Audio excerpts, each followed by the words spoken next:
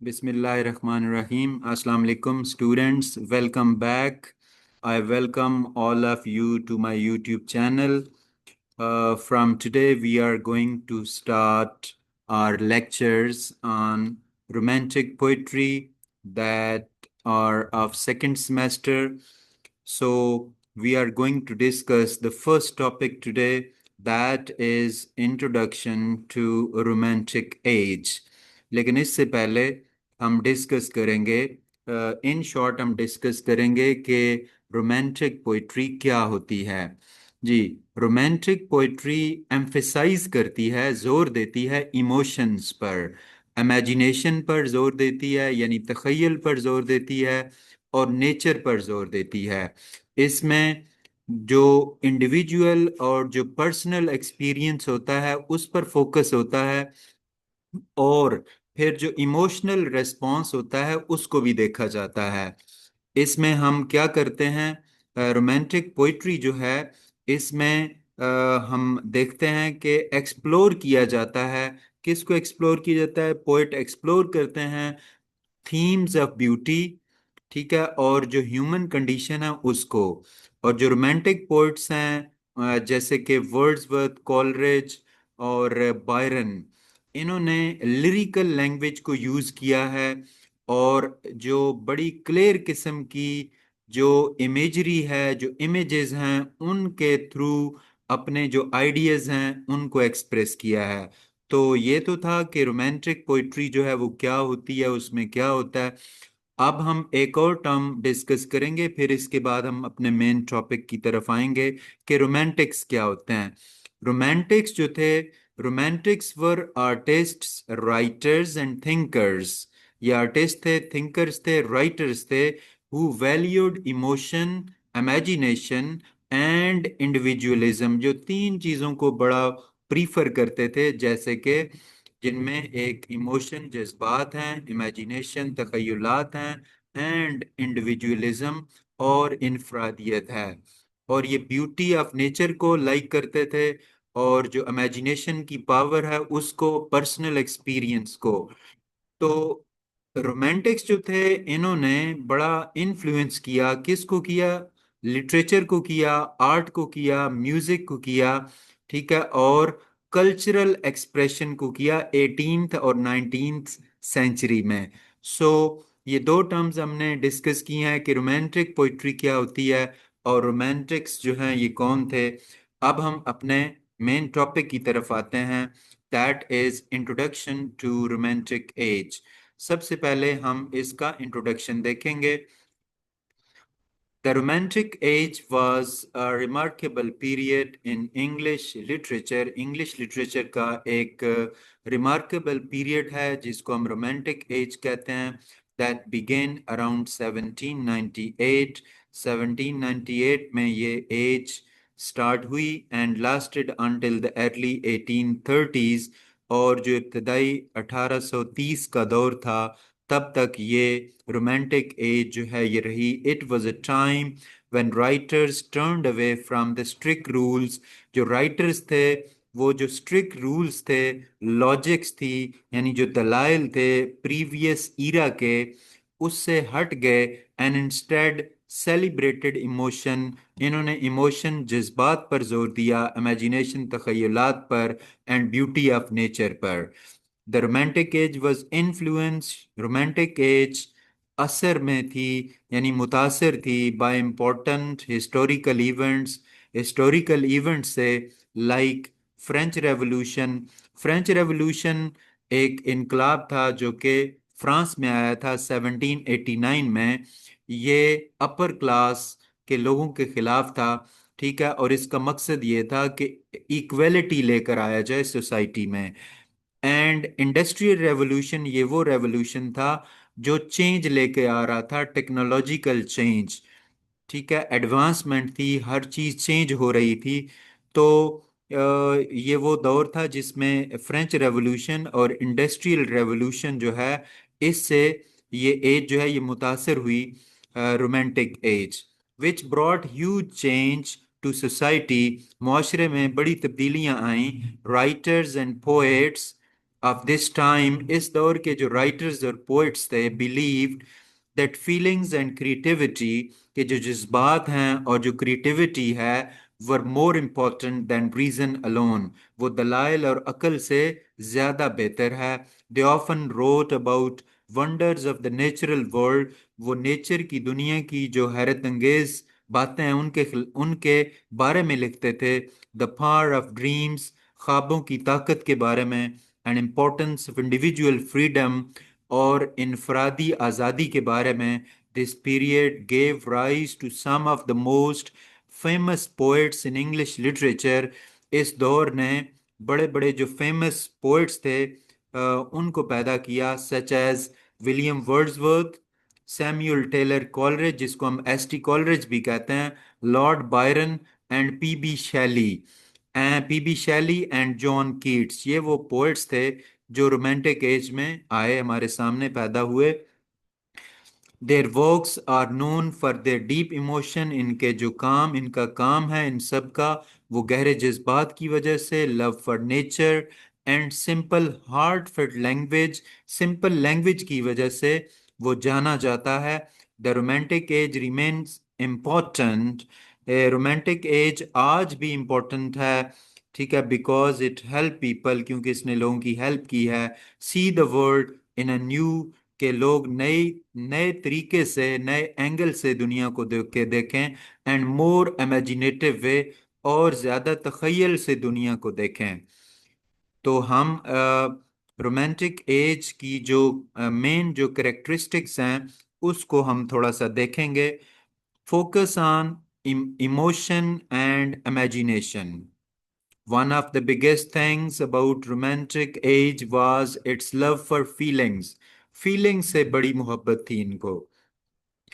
Instead of always trying to be logical and calm, logical और calm होने की बजाय रोमांटिक्स जो थे बिलीव दैट स्ट्रॉन्ग इमोशन, के जो स्ट्रॉन्ग इमोशंस हैं लाइक जॉय, सैडनेस, और यानी हैरत and even fear, were really important, ये भी सारे इंपॉर्टेंट हैं for understanding the world and our self. They thought the true understanding, जो सही अंडरस्टैंडिंग है, came not just from what you see, वो उससे नहीं आती जो आप देखते हैं, एंड मैयर, और जिसको आप मैयर कहते हैं, but also from what you felt deep inside, बल्कि उससे आती है जो आप महसूस करते थे अपने अंदर। Imagination was also huge deal, जो तखयल है इसको बड़ी अहमियत दी गई। दे believe that are minds weren't just for, के हमारे जो माइंड्स हैं वो सिर्फ फैक्ट्स को प्रोसेस नहीं करते, but also for creating new worlds, ये नई दुनिया पैदा करते हैं, न्यू आइडियाज पैदा करते हैं, एंड सीइंग ब्यूटी, और हम खूबसूरती को देख सकते हैं इन एवरीडे थिंग, हर चीज में। फॉर देम, उनके मुताबिक, imagination was a powerful tool, कि तखयल एक बहुत ताकतवर टूल था, that could help use connect with something bigger, जो कि कनेक्ट कर सकता था कुछ बड़ी चीज के साथ, दैट देन आवर सेल्फ, हमसे ज्यादा। थिंक ऑफ पोएट्स, आप पोएट्स के बारे में सोचें, राइटिंग अबाउट पावरफुल स्टार्म, जो ताकतवर स्टार्म्स के बारे में लिख रहे हैं, और ब्यूटीफुल सनसेट्स, जो या खूबसूरत सूरज जो गरूब हो रहा है उसके बारे में। दे वरंट जस्ट डिस्क्राइबिंग, वो सिर्फ इन सीन्स को डिस्क्राइब नहीं कर रहे थे, but trying to capture intense feeling, बल्कि जो इंटेंस फीलिंग है उनको बयान कर रहे थे। दो सीन ब्रॉट आउट, जिनको ये सीन लेकर आते थे। जो सेकंड है करेक्टरिस्टिक रोमांटिक एज की, उसको हम देखते हैं, that is love for nature. During this time nature wasn't just seen as something to be studied scientifically। इस दौर में नेचर को सिर्फ साइंटिफिकली स्टडी नहीं किया जाता था, या फिर उसको एक रिसोर्स के तौर पर इस्तेमाल नहीं किया जाता था, बल्कि जो रोमांटिक्स थे saw nature as a source of deep inspiration, वो उसको इंस्पायर करने का एक बड़ा सोर्स समझते थे, कंफर्ट का, एंड इवन स्पिरिचुअल कनेक्शन, एक रूहानी ताल्लुक का। They believe that spending time in wild places, के वाइल्ड जगहों पर वक्त गुजारना जो है, like mountain, forest and the sea, could help people, वो लोगों की हेल्प कर सकता है, feel more alive, more connected to a higher power, कि एक बड़ी ताकत के साथ हम कनेक्ट हों and more in touch with their true self, और सबसे बढ़कर अपने आप के साथ इन टच हों। Nature was often seen as pure, nature को प्योर देखा जाता था, untouched by human problem.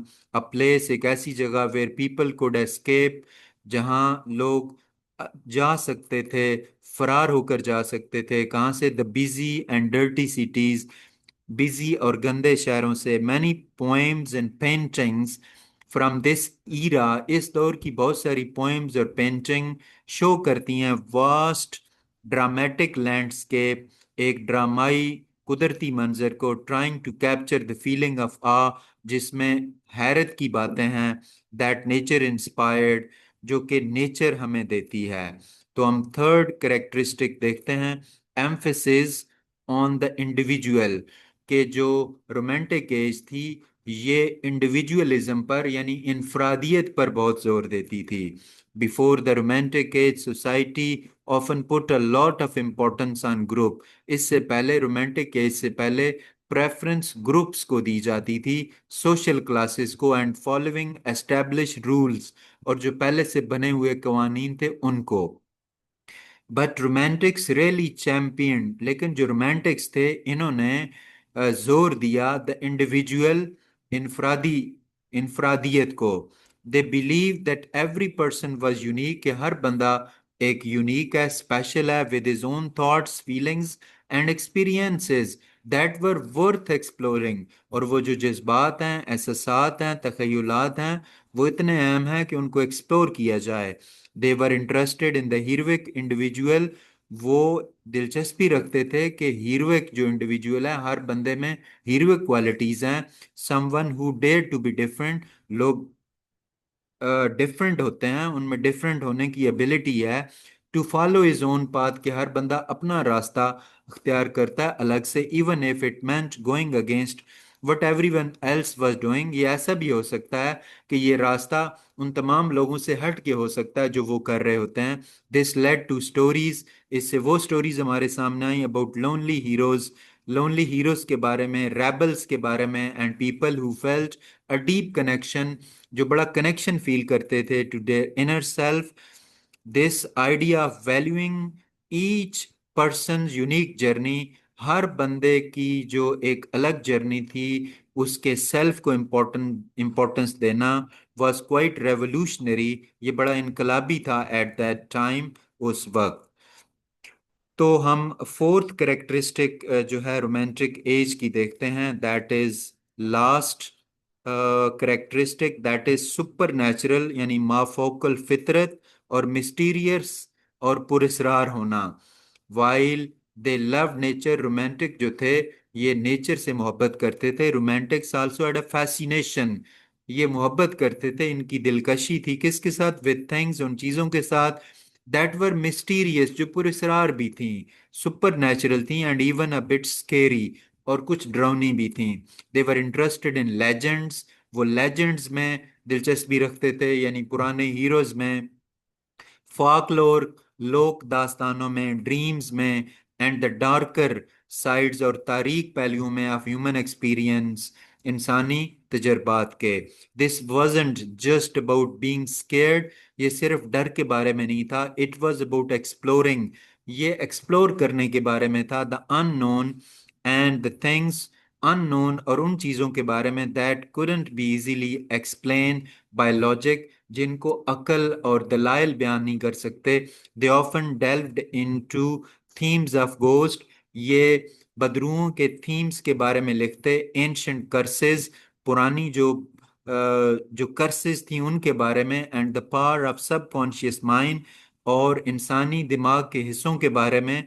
This added a sense of wonder, इससे हैरत में इजाफा हुआ, हैरत के सेंस में, मिस्ट्री के, and some time a touch of darkness, और तारीक एहसास, टू देयर आर्ट, उनके आर्ट में, एंड लिटरेचर, और लिटरेचर में। अब हम अपने इस क्वेश्चन को सम अप करते हैं, टॉपिक को, और हम कंक्लूजन की तरफ चलते हैं। The romantic as was a very special and meaningful period in English literature. It brought a big change in the way people thought, felt, and wrote. Before this age, most writing was focused on rules, logic, and reason. But the romantic age gave importance to emotions, लेकिन romantic age ने emotion, जज्बात को, imagination, तखयलात को, and nature इसको preference the. Writers and poets of this age taught us that it is okay to express our true feelings, कि अगर हम अपने ट्रू फीलिंग्स को एक्सप्रेस करें तो ये बात ठीक है. टू ड्रीम, ख्वाब देखें, and to enjoy the beauty of world around us. They showed, इन्होंने शो किया that nature is not just outsiders, कि नेचर सिर्फ हमारे बाहर नहीं है, but a part of us, बल्कि हमारा हिस्सा है. And it can bring peace and joy to our life, हमारी जिंदगियों में पीस और खुशी ला सकती है. This age also help literature, इस एज ने लिटरेचर को हेल्प किया बिकम सिंपलर, कि लिटरेचर सादा हो, क्लोजर टू कॉमन पीपल, आम लोगों के क्लोज हो. Romantic writers used easy words, इन लोगों ने इजी वर्ड्स को यूज किया, पर्सनल टॉपिक्स को डिस्कस किया, so more people could read, ताकि ज्यादा लोग इसको पढ़ सकें, अंडरस्टैंड कर सकें उनके काम को. They made poetry and stories full of life, इन्होंने स्टोरीज को और पोइट्री को जिंदगी से भर दिया, लव से, होप से, सैडनेस एंड ब्यूटी से. In short, the romantic as open the doors, romantic as ने दरवाजे खोल दिए टू फ्रीडम ऑफ थॉट, बयान करने की आज़ादी के, and beauty in writing. Even today, आज भी हम एंजॉय भी करते हैं, लर्न फ्रॉम रोमांटिक पोएम्स, और रोमांटिक पोएम्स से हम सीखते हैं, and stories because they touch our hearts, क्योंकि ये हमारे दिलों को टच करते हैं, and connect us with nature, और हमें कनेक्ट करते हैं नेचर के साथ, फीलिंग्स के साथ, एंड ड्रीम्स के साथ. So student, that was our first topic of BS English Linguistics, that is Introduction to Romantic Age. I'm sure कि आपको ये टॉपिक बहुत अच्छी तरह समझ आ गया होगा. I request all of you to subscribe to the channel, and all of you are requested to give your opinion in the comment section, whatever you feel and whatever you learn about that topic. Thank you very much.